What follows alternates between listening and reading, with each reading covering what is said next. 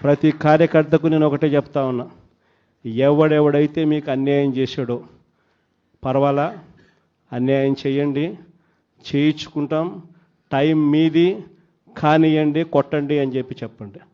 ఆడు ఎవడు ఏం చేస్తా ఉన్నాడో పేరు రాసుకోండి. రెడ్ బుక్ అని నేను చెప్పను, కానీ పేరైతే రాసుకోండి. మీరు ఏ బుక్లో రాసుకున్నా పర్వాలా, పేరైతే మీరు రాసుకోండి. దాని తర్వాత మాత్రం అన్యాయం చేసినోనికి సినిమా మాత్రం మనం చూపిస్తామని చెప్తాను.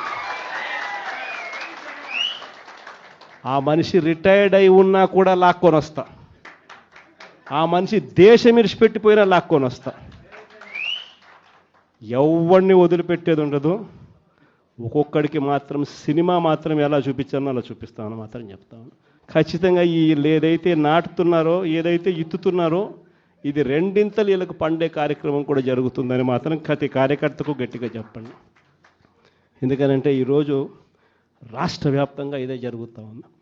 ఒక్కొక్కని కథ వింటూ ఉంటే నిజంగా మనసుకు బాధ కలుగుతుంది.